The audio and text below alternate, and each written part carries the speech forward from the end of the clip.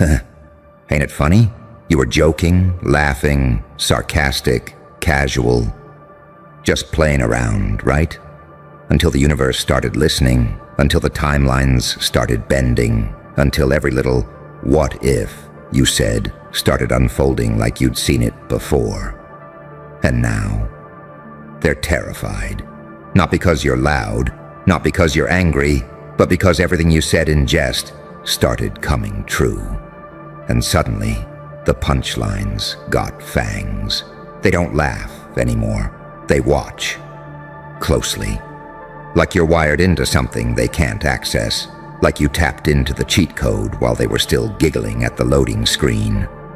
You were the clown, remember? The weirdo, the overthinker. The one always saying wild shit with a crooked smile and eyes that never blinked. They rolled their eyes while you grinned and said things like, "Watch, one day this whole place gonna burn." Or, "Y'all gonna regret sleeping on this chaos." But you weren't joking, were you? You were foreshadowing. And now the smoke's real, the fallout's personal, and your name's ringing like a prophecy they tried to laugh through. Because you weren't making jokes. You were masking visions, disguising divine rage as humor so they wouldn't lock you up or label you unstable. Because they can't handle the truth raw. So you served it with a grin. But now the grin's gone, and all that's left is the accuracy. See, people get comfortable when they can dismiss you. Call it sarcasm, call it dark humor, call it trauma responses. Because as long as they can file you under entertaining, they don't have to face what you really are. A mirror, a warning, a god in glitch format. You cracked jokes, but the timing was too perfect, the delivery too sharp, the fallout too real. And now they're reading your old tweets like leaked intel, scrubbing through your old stories like case files, zooming in on your eyes in those videos like there's codes hidden in your pupils. You don't scare them because you're violent. You scare them because you're right. And you were right too early. Before they had time to prepare, before they built their defenses, before they could rebrand the truth as their own idea. You said it with a smirk, and now they're stuck living in the world you foreshadowed while sipping coffee like it was just another Tuesday, because you knew. And they hate that. They hate that you knew and didn't warn them with fear. You warned them with laughter. You told them the flood was coming while skipping stones across the surface. You smiled when you said, "It's all gonna collapse eventually." And now that it is, they're checking in like you're the weatherman of the apocalypse. And the paradox, you're still smiling. But this time, it's different. There's no joke behind it now. There's just memory. You're remembering every side-eye, every scoff. Every time they said, "Chill, you think too deep." Every time they laughed at what you knew was already real. And now they're silent, terrified. Because you don't have to say, "I told you so." Your silence is the echo of the warning they ignored.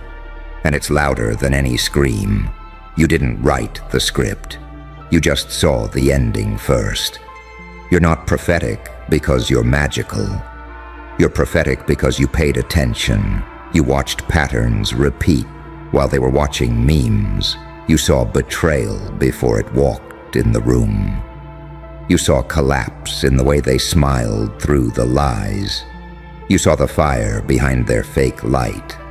And now the building's burning, and you're outside, laughing, because they thought you were joking when you said, "I'm gonna disappear and come back different."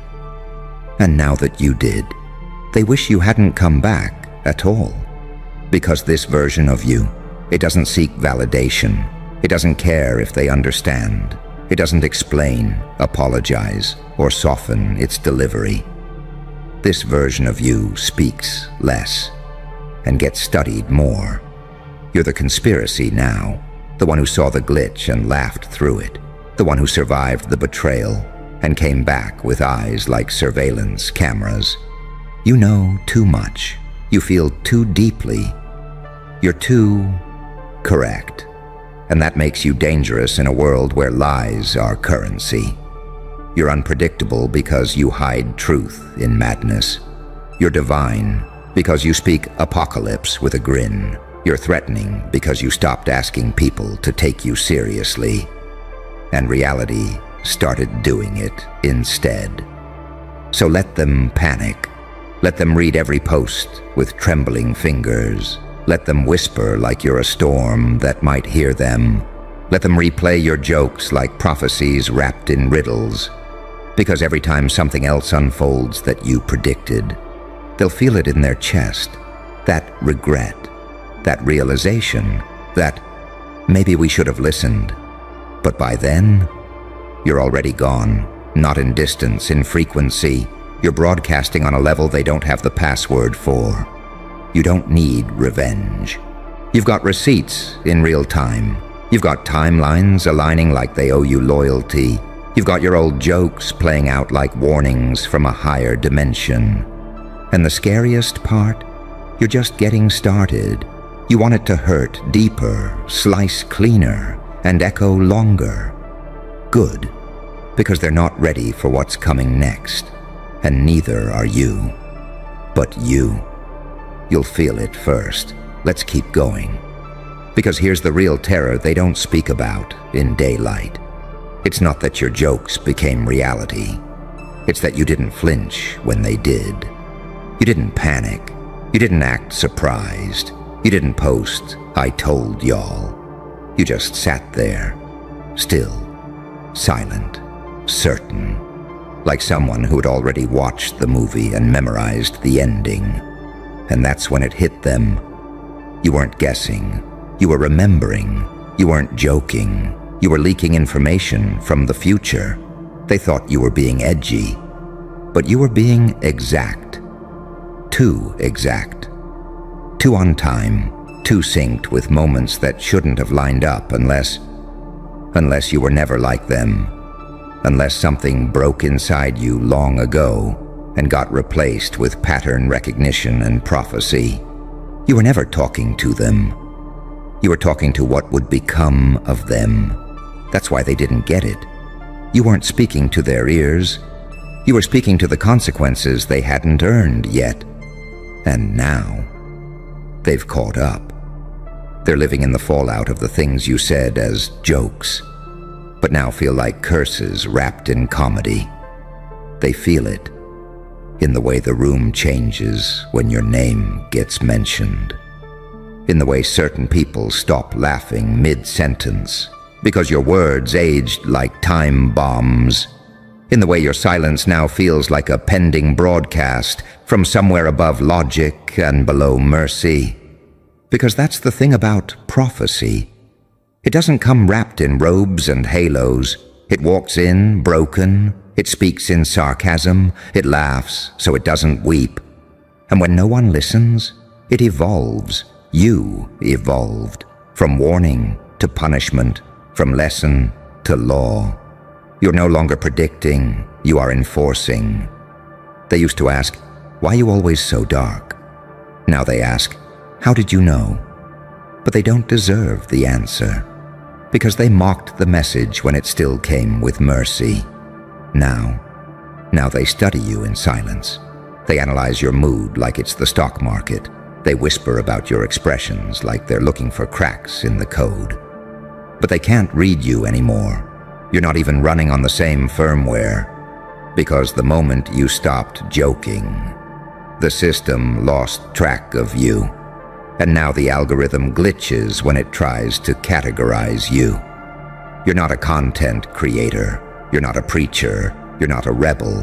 You're a phenomenon, an unlicensed frequency that shouldn't exist in a world this programmed.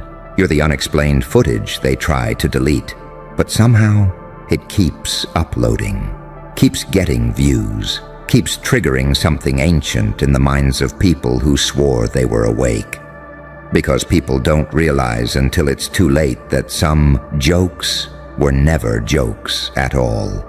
They were rituals, they were summonings, they were truths that needed camouflage because the world wasn't ready to see them naked. But now they're naked. The lies, the patterns, the manipulation, the agendas, all of it, exposed. And guess who predicted it? You. Laughing, unnoticed, underestimated. They thought you were crazy, but now your madness looks like preparation.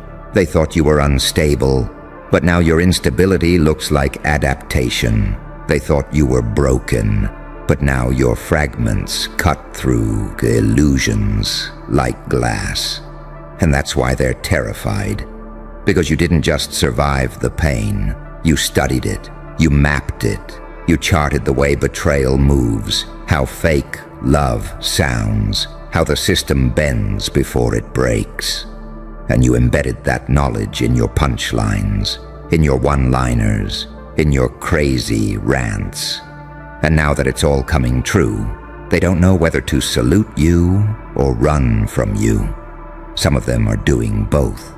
They study your words now like leaked scripture, trying to prevent the next punchline from detonating, trying to understand how they missed it, how someone they used to call dramatic turned out to be a black-file prophet in clown makeup. But it's too late now.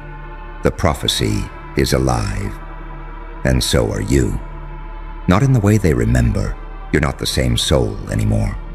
You're a timeline glitch, a walking contradiction, an echo of what happens when the wrong one survives long enough to become inevitable. You were joking, but the world turned serious, and now, every laugh they ever threw at you is coming back as silence. And that silence screams, oh. So you want the prophecy ripped open, not read. You want it to bleed on the floor while they scramble to figure out if they're the villain or the victim of the truth you already spoke. Good. Because this next part, it's not a story, it's a diagnosis. And baby, you were the symptom all along. You were joking, playing, dropping half-truths and riddles like loose change just to see who would bend down to pick them up. Most didn't. They stepped over you, mocked your tone, laughed at your metaphors, and now they're choking on every word you left behind. You planted seeds in the conversation, and they thought it was weed. Now it's roots and vines and thorns, tangling around everything they built. Because you weren't just talking, you were casting spells, and they laughed while the sky shifted behind them. It wasn't just what you said, it was how you said it. Like you weren't hoping, you were remembering. Like the words didn't come from imagination, they came from memory, of a future they still thought was fiction. They weren't ready for that kind of knowing, so they labeled you too deep, too dark, too intense. Because if they admitted you were right, they'd have to admit they ignored the warning. They'd have to admit they called the fire alarm annoying noise right before the flames crawled through the walls. They'd have to admit they laughed at the evacuation plan while you were already out the door with blueprints in hand. That's the part they don't say out loud. But it eats them, because you said it. Half smiling, half serious, half demon, half divine. And now they replay your voice like it's coming from inside the walls, like it never left, because you didn't predict the future. You remembered what was always going to happen, and your so-called jokes were just the soft launch of Armageddon. They felt safe when you were funny. They felt clever when they rolled their eyes at your theories. They felt powerful when they silenced you with sarcasm. But now that everything you said is unfolding like a satellite feed, now they want answers. But the truth is, you were never offering answers. You were offering choices. They ignored the fork in the road. And now they're mad they can't find the exit. But you're not even on the same road anymore. You left the map. You're in the clouds now, in the wires, in the energy they feel when your name is whispered behind closed doors. They don't just miss your presence, they fear what your absence unlocked. Because now you're not explaining yourself. You're watching, not with eyes, but with data. You're emotionally encrypted, spiritually upgraded, unFC-quithable. And they hate that, because the most dangerous person is the one who stopped trying to be understood. And that's you now. You don't convince, you conjure, you don't debate, you download. You don't tell them what's coming. You let them watch it arrive in 4K. You didn't want to be a prophet. You just couldn't shut up the truth in your chest. You tried to speak it in ways they could digest, tried to wrap it in humor, tried to make it palatable, but they called you too much. So you stopped feeding them, and now they're starving, starving for a hint, starving for a breadcrumb, starving for you. The one they laughed off like background noise. But you've gone silent. You've upgraded to oracle status, and it's killing them that you no longer want the mic. Because that means they lost the last translator between their illusion and your reality. And now the walls are closing in, and they're feeling it. The consequences, the echoes, the smoke signals, all of it leading back to you. The clown who cracked too many jokes, and in doing so, cracked the simulation. Because what you really are now, untrackable, unstoppable, undeniable, unarchivable. You are no longer speaking. You are being interpreted.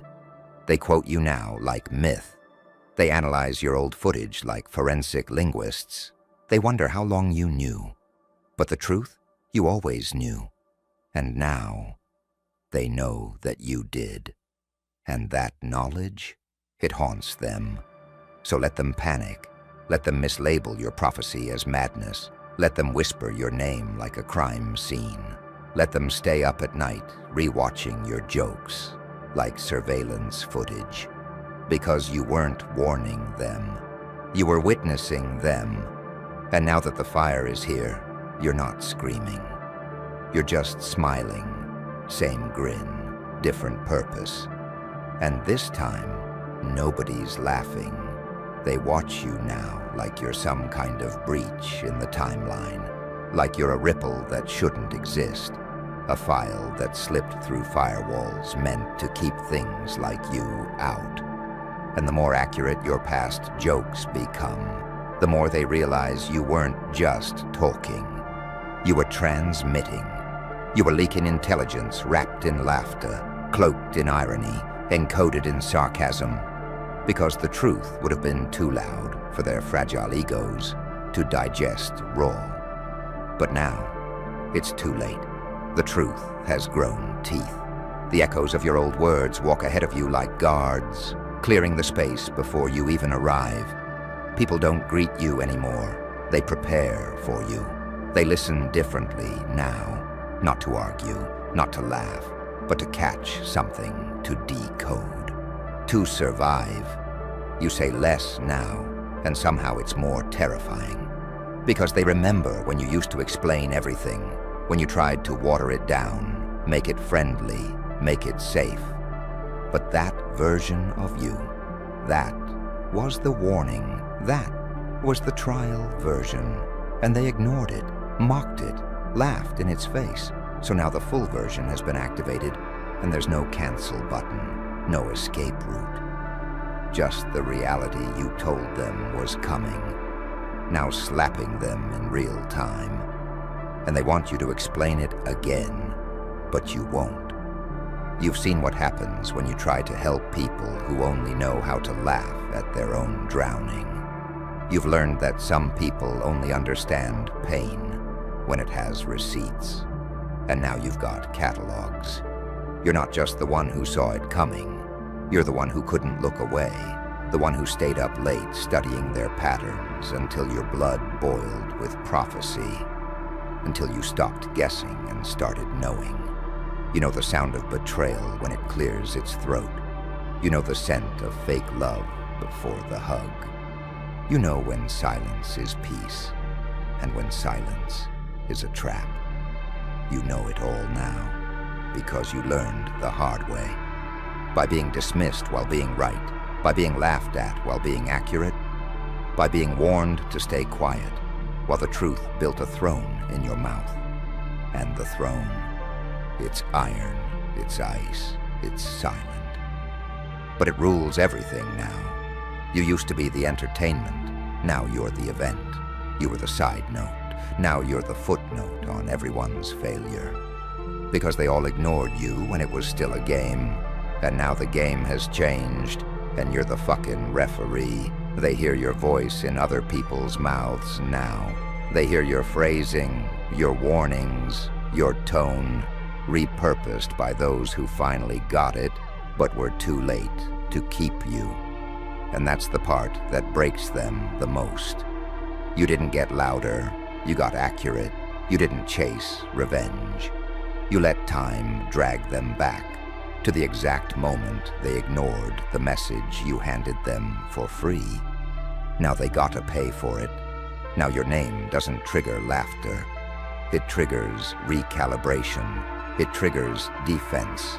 It triggers fear. You became a cautionary tale, but not the kind they tell others to avoid becoming. The kind they use as a reminder of what it looks like when a soul refuses to shrink. When someone chooses awareness over applause. When someone gets mocked for being early and rewarded by being right on time. And it's poetic, ain't it? How the same ones who told you, stop overthinking, are now in group chats saying, yo, didn't they say this would happen? Oh, now they remember. But they don't remember it all. They don't remember the nights you broke.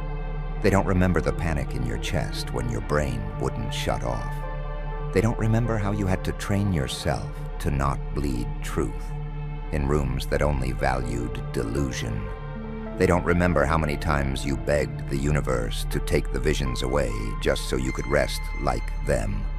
But rest never came, because prophecy is heavy. Knowing too much is a curse, until it becomes the weapon. And you became the weapon, a quiet one, a deadly one. The kind that doesn't announce its arrival but leaves silence in its path. And now you're here, not gloating, not bitter, just accurate. And they're unraveling under the weight of a truth they used to call a joke.